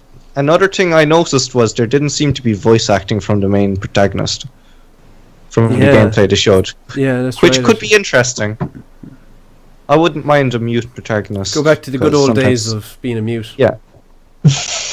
Yeah, exactly. The second game had that, didn't it? Yeah, second game you were mute because they had like 10 different main characters. Yeah, one of them was a member of the IRA, which helped her and whatnot. I like the sprite color in the game as well. Actually, well, like, yeah, it looks gorgeous. Yeah, the whole thing with the allies and stuff could be interesting. It's kind of seems more like Assassin's Creed, where you can tell them to do stuff and like organize it. Yeah. So it looks good. Yeah, guess we'll wait to see what happens from it.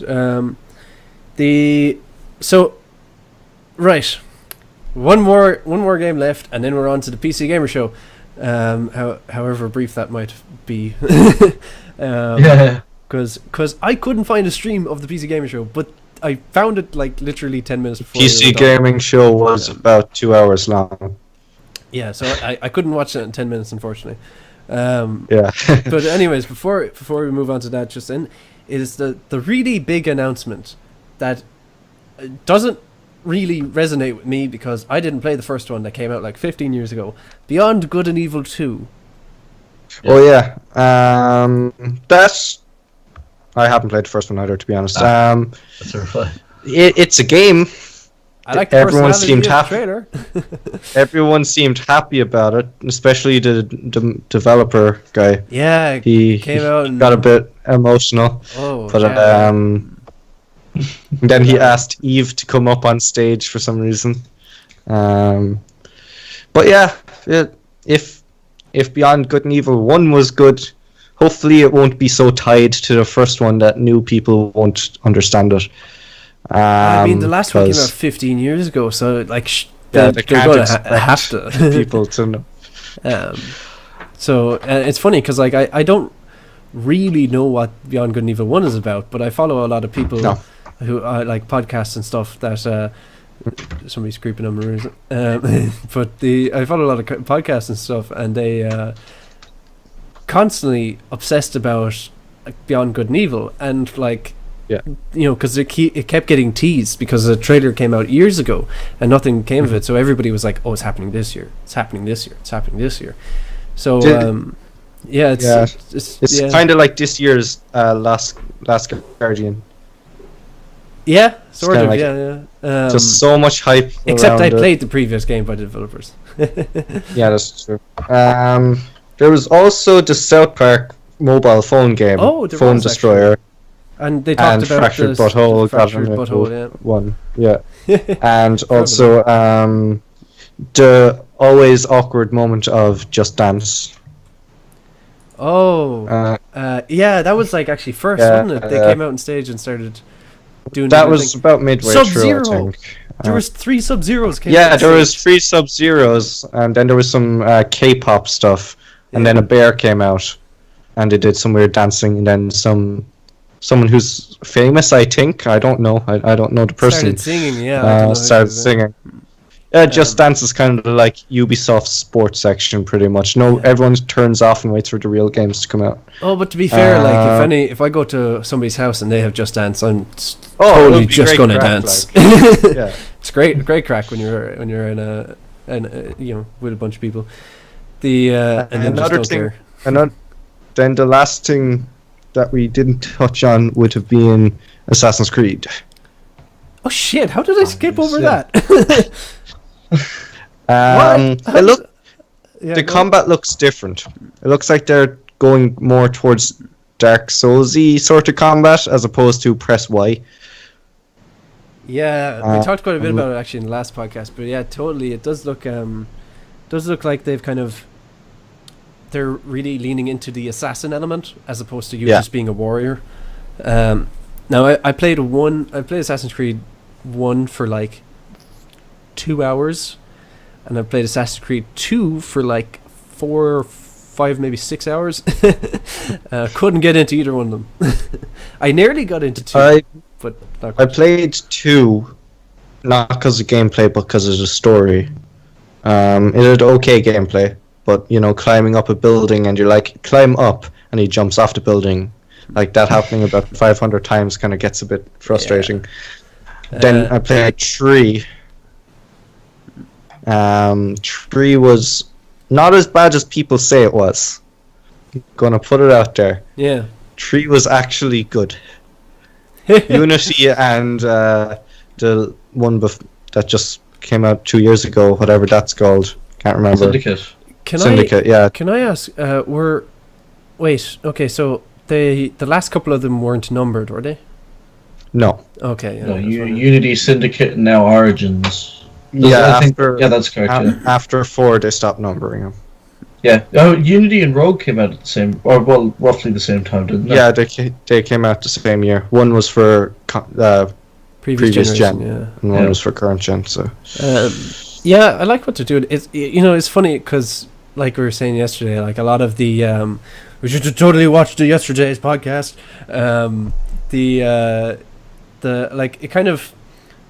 It looks ridiculous when you're showing it in a video. It kind of looks ridiculous, all the stuff that you're doing in it, talking to eagles and being able to guide the arrow and all that kind of stuff. It just looks so funny, but I totally see it as being like, this looks like it would be so fun to play. And I really appreciate the, like we noticed yesterday that they got rid of the mini map.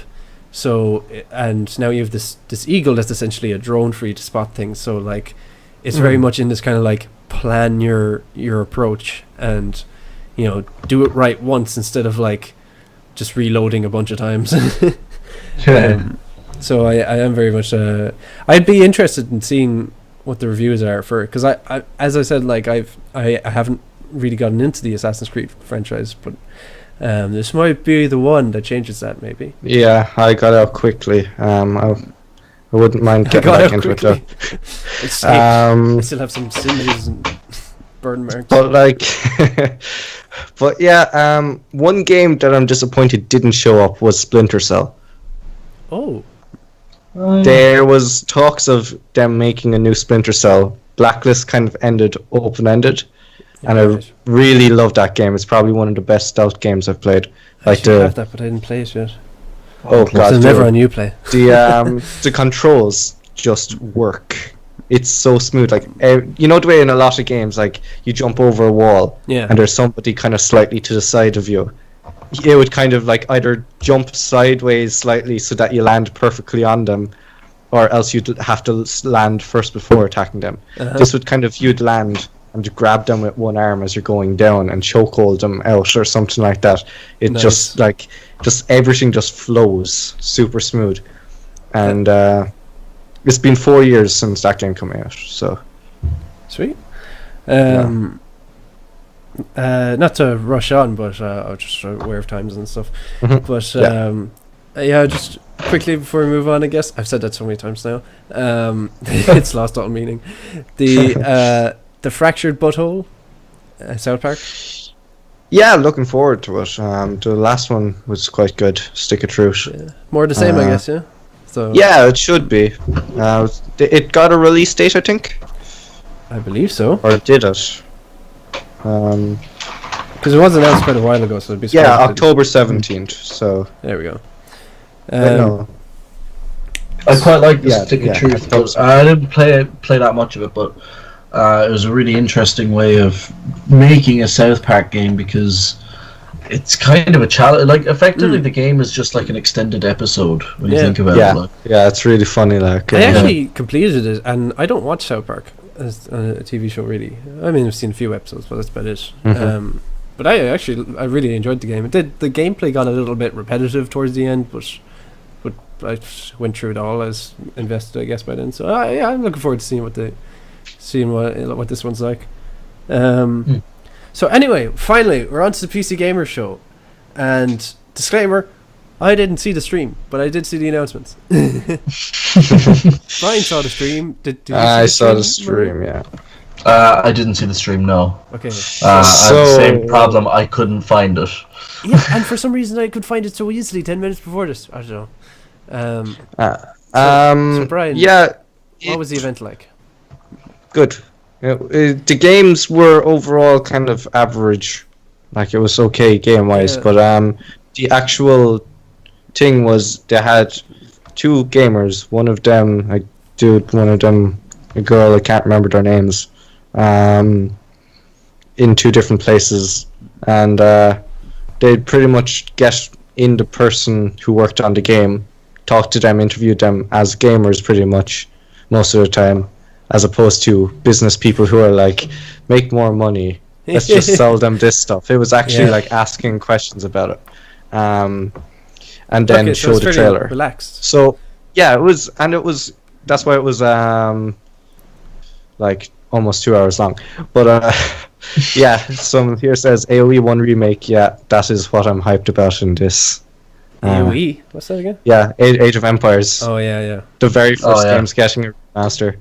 That We'll was get to like one of the first. that. Yeah, we will. But yeah, overall it was good. It was probably the easiest one to watch because it looked more like relaxed and Yeah, everyone was just Jarvis having a Joe's. good time. Yeah, The, as a I saw it because I was worried about it actually because I couldn't find the stream for some reason.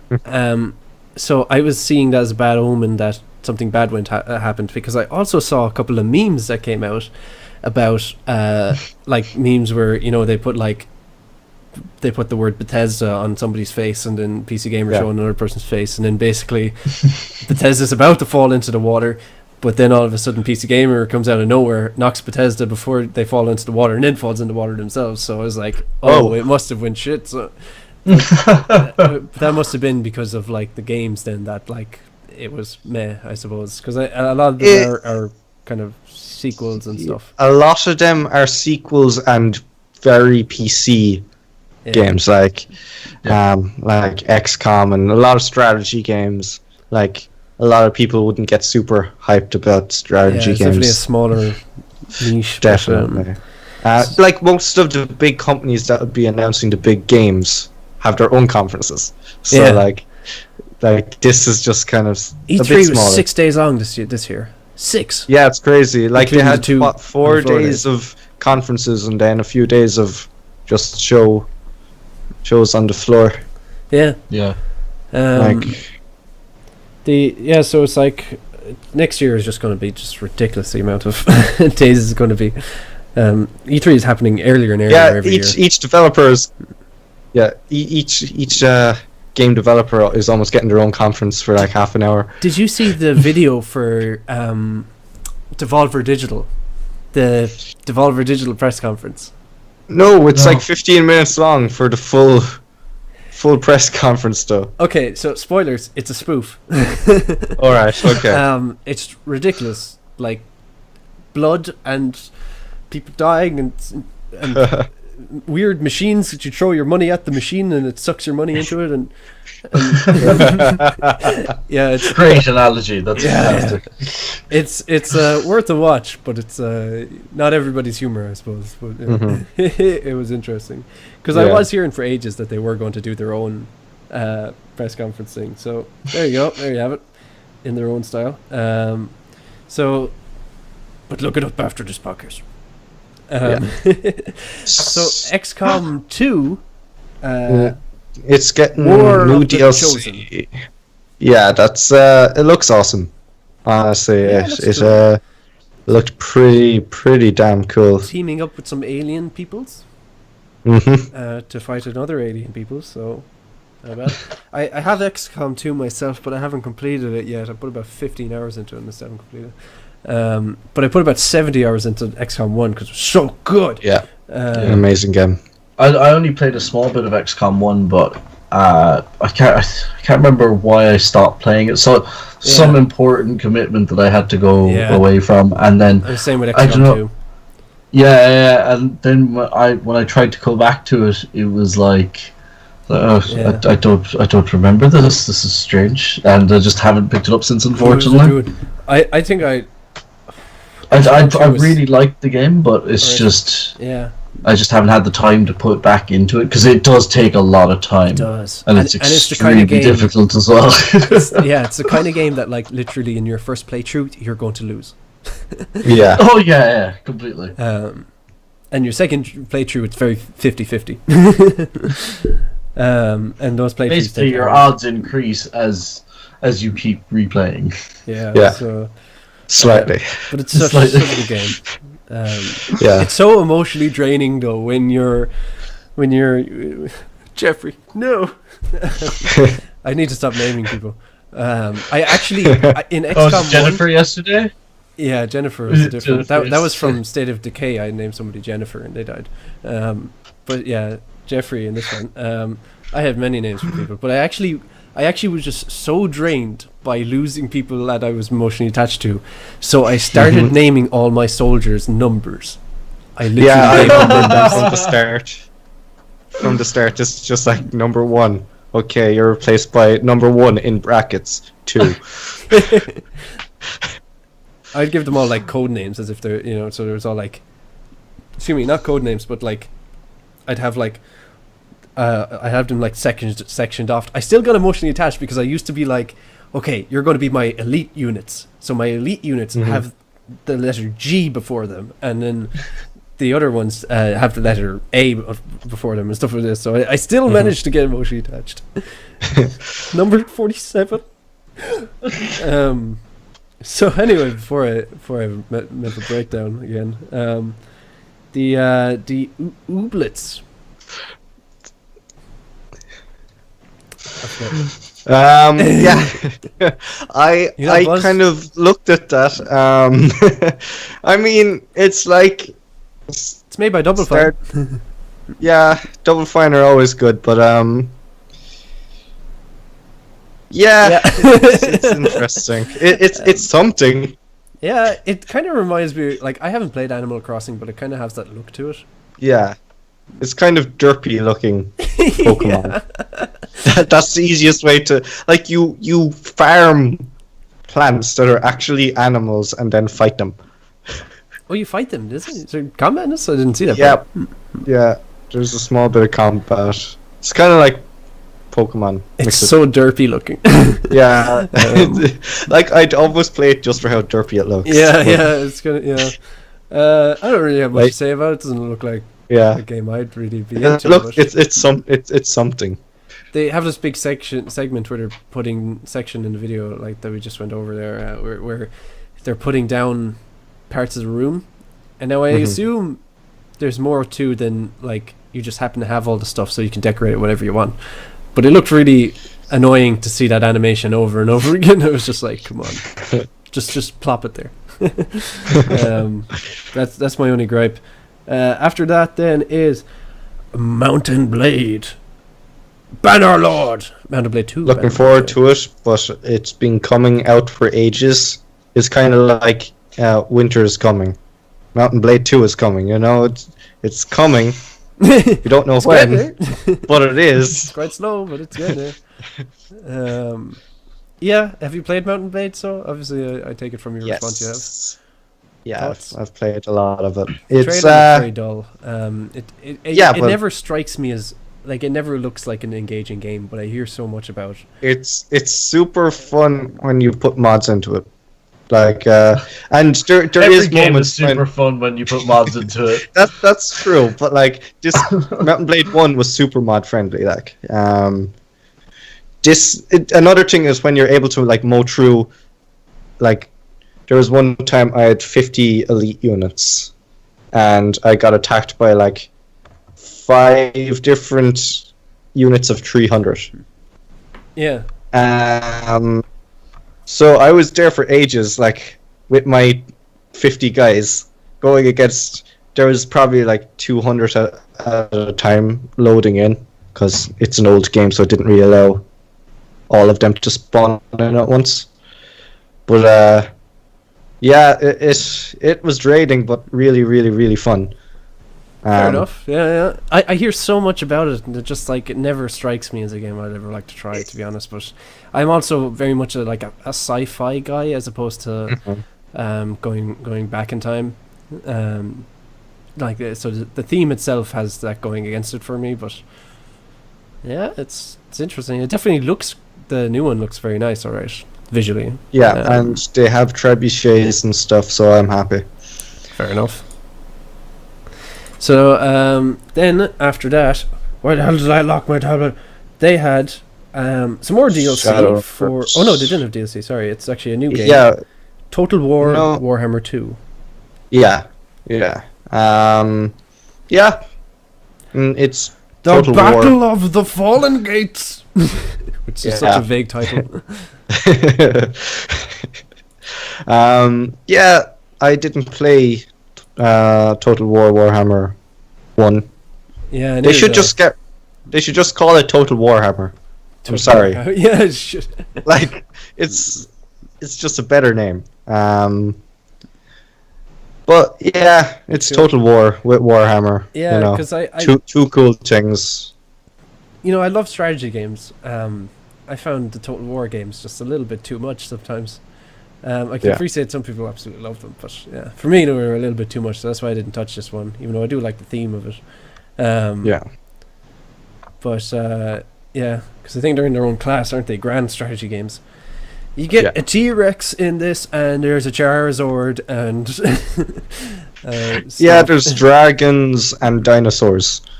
What else do you want? Like, yeah, sold. So then, after that, they had Shadowverse Wonderland Dreams. This is a card game, I think, if I'm not mistaken. Is it? I was wondering what it was from that trailer. I had no idea. It just doesn't tell you at all. No, it doesn't. Yeah, so it's a card game, and they're adding in like fairy tale stuff into it. Yeah, the narration is really weird and stuff, but trailer looked visually nice. I don't know, it was weird. If you play Shadowverse, maybe you're excited about it. I don't know. Shadowverse, what game? I didn't play that. So it's actually a franchise. I didn't actually realize that. I don't know what this is, but you guys can tell me, or Brian can tell me anyways. Is this just part of the press event itself, or Intel came on and started talking? Oh no, it doesn't sound about that here. According to this article by Kotaku, thank you, there was a man with a fabulous beard, but also there's a video here for the Fifth Element Multipass. What the hell is that about? Will I just move on? What? Yes, move on. Yeah, okay, cool. I'm confused. I have no idea what it is because it's in the middle of all these games, so I'm like, what? Yeah. So Twohig. Yeah, that looked game. Interesting. It because I'm not. It looked like Zelda. It looked like a weird Zelda game mixed with Crossy Roads or something like that. Yeah, it looked nice. It did. The music was a little bit generic, and it did look very nice. But I don't know. It's not the type of game I'm usually into. But Yeah, it's cool. Sure. I was having a look at one of the articles there, and Polygons is pretty self-explanatory articles. Like, Tunic is a gorgeous Zelda-style adventure starring a fox. Yep. Yeah, that's pretty much Looks like it. And then it just a lot of other articles like PC Gamer is saying it's just like, yeah, it's starring an adorable fox. Actually, that's what they said. You know, it's just like, no, it's adorable. Apparently, you know, it seems to all kind of it just seems to be a short little adventure game, not a short one. But like, it looks nice. Like it could be fun if you're into Zelda sort of games and boss battles and whatnot. Then there was PlayerUnknown Battlegrounds had an announcement. The developer is actually Irish, the creator of it. Is it? Yeah. Oh, I think I recognize the accent on Bernard or Brendan Green. Can't remember. We were talking about this yesterday actually. So it's basically, the game is basically just 100 people go in and one comes out. Mm-hmm. Sounds good. Yeah. I assume you've played this though, Brian. I've seen it. I have not gotten it yet. Muru's played it, no, I haven't played it yet. I just know a lot about it. Yeah. I'm just looking forward to the zombie mode. It's blowing up. Like, that'd be class. Yeah, it's sold over 3 million copies already. Yeah, it's blown up. And it's still in beta. It's kind of like the newest DayZ, pretty much. It does very much look like that. That's why I don't really feel like throwing €30 at it, because I know when it dies, it's dead. Right. Yeah, that's true. There's no just a couple of people will still be playing it. It's either streaming every day on Twitch for like 24/7 from massive streamers, or nobody's playing it. Right. Yeah. So the longevity of it. Yeah, I get you. I mean, they are adding new stuff, and I'd say there'll be a good few more game modes and different maps. There's going to be more maps. They announced 2 more maps, I think, and the zombie mode. So. And a zombie mode, of course. The zombie mode looks hilarious. It really does. I didn't see it actually. Look up some of the footage for it. It's just a load of people that run around chasing whoever's left alive with it. From what I remember, they had just some weird melee objects in their hands, but I'm not sure the specifics. It does look pretty entertaining though. Fair enough. It looks like it is one of those games that I kind of just have to see what the fuss is about now. Yeah, true. Yeah. So after that, on this list anyways, next is Killing Floor 2. The summer sideshow actually looks hilarious. It's pretty much the killing. I thought its humor just dropped. Like, it just didn't hit it for me. Wasn't impressed by its humor actually. I thought it was trying a bit too hard. It was trying too hard, but I can appreciate that. Like, okay, fair enough. It's very self-aware that it's just going for gore, pretty much. Yeah. I think Killing Floor 2 is actually free on PSN right now. It's just the first one, on Steam for this week, I think, as well. Oh, okay. I'm not mistaken. Wait, I might give it a try. 2? Huh? I thought it was because if you have like a PS Plus subscription, you get Killing Floor 1. I thought it was it? No, I thought it was 2. It might have been 2. That's 2. So what is this? Killing Floor 1 happened happened earlier, I think. This is just an expansion pack, yeah. Okay, I get it. Pretty much at a carnival, a haunted carnival, which looks awesome. But and then they had Microsoft stuff. So Forza 7 and Sea of Thieves. Wyland. It's islands. Get it? But it has a Y. It's pronounced island. I know. Wyland. The Y actually, the developer said the Y stands for your. So it's your island. Well, And I just cringed so hard when they said that. But yeah, it looks like it could be cool. If it takes off, it will be the new Minecraft. If it doesn't take off, it'll be crap. competing for the Lands title is another game called Griftlands. This looks interesting. The Grift stands for you.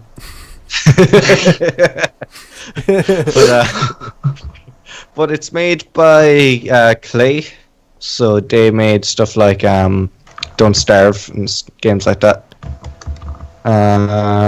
Okay. Looks interesting. It's the sci-fi top-down RPG sort of thing. Oh, you're breaking up something fierce. Yeah, Could have be interesting. Oh. Say it again, there, Brian. You're going.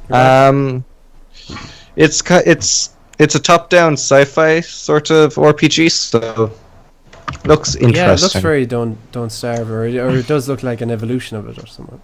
Yeah, the art style is awesome. It is actually. It's really cool looking. I feel like I should play the trailer for Wildlands as well, just because I have to see what that's like. You said it's like Minecraft. It kind of is, but you're able to mod in the game itself, as in it's got its own modding. It's all low poly thing. It's low poly, yeah. But it's weird. It starts off looking like it's going to be a survival game. Yeah. But then it's like you can build your own campaigns or stuff, and there's like car racing and fighting on a castle and stuff like that. And I'm like, oh, what is this? It's like they made a slight a game engine, gave you assets, and were like, hey, make the game for yourself. Yeah. Okay. So and I mean, Minecraft. It worked for what's it called, Mario Maker, where they pretty much just released the engine with 1 or 2 levels. Yeah. And said, make the game yourself. Fair enough. So then on my list is Shadow of War. Which we also talked about yesterday for a bit, because lots of games have just been everywhere. Yeah, it should be good. Same old Shadow of Mordor. It's just more of the same kind of thing. Yeah, I wouldn't complain. Yeah. Guess there's not much else to say about that. It's like it's just probably going to be a big expansion to what new story, and yeah, that's pretty much it. Better graphics. So then, what I have here is Age of Empires Definitive Edition. Age of Empires Definitive Edition. Yeah, looking forward to it so much. Yeah. So yeah. Basically, it looks like they're going to be just updating the game. Yeah. Pretty much. New graphics and stuff. And I assume you guys have you both played it? It was one of the first games I played. Yeah. Bits and pieces. I played one of the Age of Empires, and I'm not sure which one it is. To be honest. Yeah, I'd say 2, because that was probably the most popular one. Yeah, I probably. I've played other games like it. What's it called? I cannot for the like of me remember. There's another game like it, except you advance into like modern times and stuff, but it's like the same isometric viewpoint, and pretty kind of looks like it's the same game, just with like a mod or something. Cool. Can't remember what that's called. That was good. So fair enough. It is really, this press conference is really just like expansions and re-releases, isn't it? Yeah, they announced a VR game called Lone Echo, where you're in space, and it's kind of like spacewalking. Is that the one where you're like you use your hands to walk? Yeah. That was announced a while ago, was it? Or am I mistaken? Yeah, it was definitely. But this has details and gameplay apparently. Yeah, I really like that idea. It looked cool, and then they had an esport thing called Echo Arena, which is like that sort of gameplay mechanic. Wait, for Lone Echo, or is this a separate game? I wasn't too sure. Is it still a VR game? Yeah, it's still a VR game. It's VR esports, pretty much. Yeah, they're very. Oh, jeez, these names are confusing. I do like the idea of walking around your hands, though. That's great. Yeah. And then Lawbreakers was announced as well. Before we go to Lawbreakers, because that might have a bit of time dedicated to it. I also have one here called War Groove. Woo! I'm trying to remember that. Yeah, War Groove. Yeah, War Groove. What was that again? Oh yeah, it's like a very classic RPG. Yeah, it's turn-based. It's pretty much chess with RPG and RTS elements thrown into it. Yeah, it looks very classic or RPG. All right. Yeah. Oh, there's a map maker in it. I think that's nice. Yeah, it's cool. Fair enough. Yeah, like there's a unit, the queen. If she dies, you lose. Oh, I didn't. I thought this stuff was like that. Oh yeah, But, right, actually. Oh, so it is pretty much like chess. Okay, I'm actually interested now because I thought it was like an RPG thing, that you just have one character and you go around the place with your one character. But No, yeah, that's interesting. Yeah. You have intrigued me, Mr. War name. War Groove. Crap, what's it called? War Groove. Yes. War Thank Groove. Yeah. So yes, Lawbreakers. Lawbreakers. Pretty. I would just like to point out something really quickly about Lawbreakers, and I think it just sets the tone for how kind of funny this game will be. I did funny as in play style and stuff, but this is what it has on the website. Lawbreakers doesn't level the battlefield; it rises above it with a no-nonsense, one-time price for either PC or PlayStation 4 that includes all future roles, maps, and modes for free. Yep, no season pass bullshit required to compete in the future of FPS combat. Just absolute skill. And that when I read that, I was just like, yeah. These guys are cool. On stage, the guy, the lead developer, he was like, yeah, it's coming out for $29.99, no full price for an online only game, bullshit. And bowed. I love but it. yeah, it looks cool. It's seems arena shooter, yeah. Yeah, it's another arena shooter, yeah. So they're really coming back, alright. Yeah, thankfully. It's more entertaining than the like CODs and Battlefields. Yeah. Like they have more character to them. Definitely. I suppose it's what they're all about, the characters, isn't it? Yeah, exactly. And it's very it has a lot of verticality as well. Because I was watching an interview with some of the games creators, and then they were saying like that. Yeah, one of the big things about this game is verticality. Like you're always jumping, you're always in the air, you're always doing stuff like that, and the game is built around that, as opposed to it being a game where they just happen to have a few characters that can do that. Like that is the game is verticality. Yeah, which and is the new like thing around. Anti-grav fields and stuff like that, which look unreal. I'd be curious. It looks closer to Overwatch in style than Quake. It's kind of that more cartoony sort of gameplay. It's somewhere in the middle, alright, isn't it? Yeah. In terms of its aesthetics. Yeah. It looks like something I'd want to pick up, definitely. Yeah, especially when they said 30 quid, I'm like, oh, okay. Yeah, like, because the only reason... Sorry, go on. The only reason I got Overwatch recently was because it went on sale to €20. Right. It was like €55 forever for like a full year. Yeah. And that's it, because like I'm not really sure if I like those type of games really. But now it's coming out and saying like, yeah, we're going to be 30 quid. I'm kind of like, okay, I think putting that down is a lot easier than putting down 60 quid plus. True. But I don't know. What do you think, Muru? Are you interested in it? Do you know what? I think it's the whole gravity defying aspect of it. That you like. That would interest me the most. That I love. I think would be that would be fantastic. I've always liked games where you have like low gravity sections and stuff. It just gives it a nice movement feel. The main one that comes to mind straight away would be the Black Ops Zombies map Moon. Like that always stuck with me just because it was so fun to run around outside. It just added a lot more to it, and I kind of like, I don't know, I just kind of like the thought of being able to just jump and then, I don't know, switch around and still I tried to make sense of, tried to put this into words that I could explain, but it just looks like a lot of fun, you know. Yeah, So, and I think the verticality is like something that isn't really explored a lot yet. So it's going to be interesting to see what they do with it because, that's kind of like the new emerging thing in first-person shooters is verticality, really, isn't it? Yeah. It's coming out August 8th, if I'm not mistaken.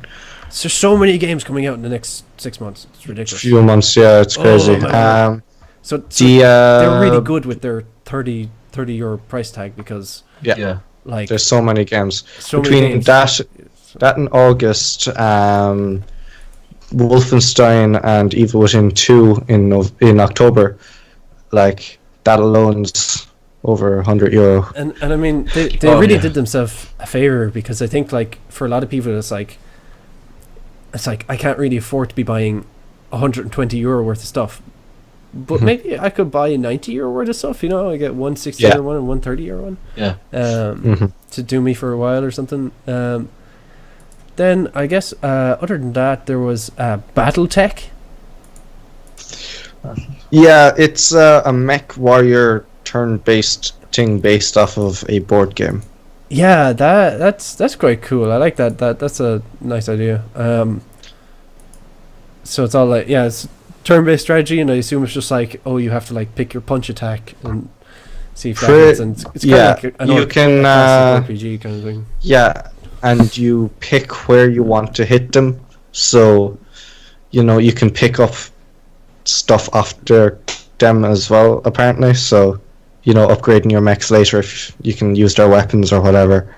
So, you don't want to damage their gun arm or something like that. And I've got to appreciate one of the developers saying you got to sneak in round back and then penetrate. Oh, great. Yeah. So, you got really into that sentence.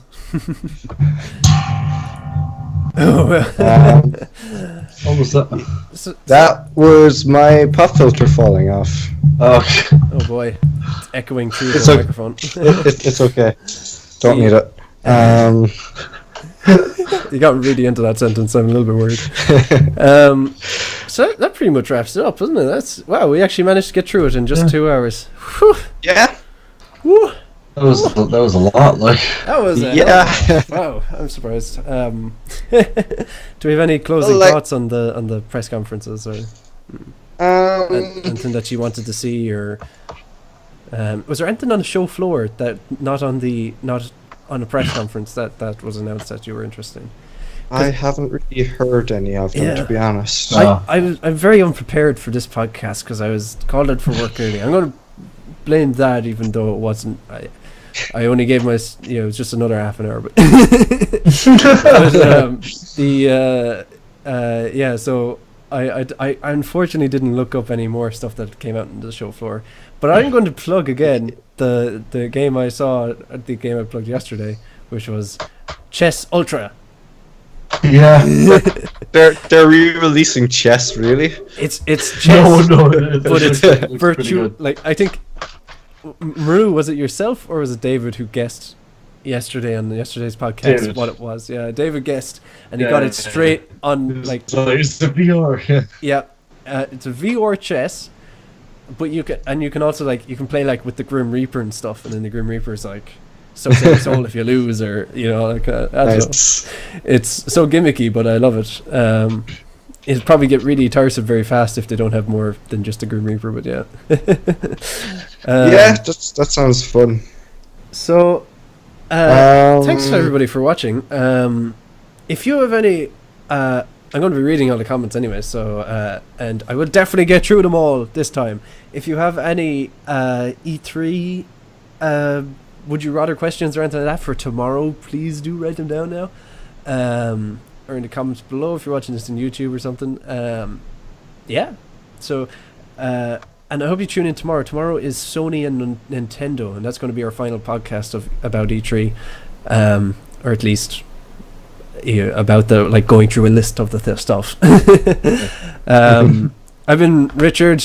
You can find links below and stuff like that for all of the stuff we're about to plug. So you can find me anywhere, Rich to the Ardio anyway. But I will pass it over to Brian. Yeah, thanks for watching, guys. I suppose if you want to find me, use Twitter at Brian_Twigs_2 with the number IG. How do you spell Twigs? Because is it mixed with your name? I'll type it in the chat. All the links will be below if you're watching this after I'll the type. fact. If you're watching if you're watching this much later date. So and Muru. So I'm just gonna give you my Facebook. If you wanna shoot me a message or anything. My name is actually Muru Walters. You're good. But on Facebook it's Muru Walters. So I'll type that in. That'll be funny. And, also, that's why I couldn't actually tag you in the post today. Yeah. I was like, Muru. Yeah. Why isn't it showing up? I'm not a friend on Facebook. What is this? Good times. I've been giving out to you about that. Thanks everybody for joining us. I hope you join us tomorrow. I should have 2 new guests tomorrow though. I'll be there anyway. But sorry guys. Be sure to like and subscribe and stuff to the good news segment to keep up with notifications and stuff if you want to be notified by future podcasts and stuff. And thanks for joining us. Thanks for joining us in the chat. Much appreciate you. Thanks Brian. Thanks Muru or whatever you, Richard. Called. Really appreciate you guys coming on to talk. And hopefully we shall see us in the next one. I feel like this is such an abrupt ending all of a sudden. It feels like because we've just been talking about games straight for. Let's end this by saying fuck paid mods and we want Elder Scrolls 6. Oh wow! You heard it here. Like I'm pretty sure you probably heard that before, people. But you've heard it here first on this place anyway. I feel like I shouldn't end it because it feels too abrupt. I mean, we could keep going. Would you rather be a Mars bar or a Twix? I would be a Mars bar. Really? Yeah. Yeah, because then I'd be like one. Yeah, but I'd only be one as opposed to a Twix, which would be half. Yeah, good point. Well, no. Well, you could consider it one half of it's like one. But like one Twix bar is half of what you paid for. No, because it's like, isn't a Twix bar contains 2 separate? Yeah, it's not like it's a Kit Kat. It's not like you can break it apart. Yeah. Or is the plural for Twix? Yeah. Oh, shit. My mind is blown. So it could be either. A twig. That's what a singular one is. A twig. I like the idea of being a Twix because at least you got some company inside in your dark little cave. your aluminum wrapper cave. What do you think, Muru? What are you? I think this is such a change of conversation. It's literally like we've gone on a perpendicular road and just fucked off. that's what we've done. Yeah, it's pretty much just like, ooh, a shiny thing. So we got distracted so easily. Will we leave it at that, guys? I think so, yeah. Well, yeah. Adios. Till next time, people. Be sure to tune in tomorrow and like the podcast stuff and Facebook and links below. Definitely, right now, links are below in the Twitch thing. So for the Facebook and stuff. So stay tuned. Okay. Goodbye. Bye. Oh boy.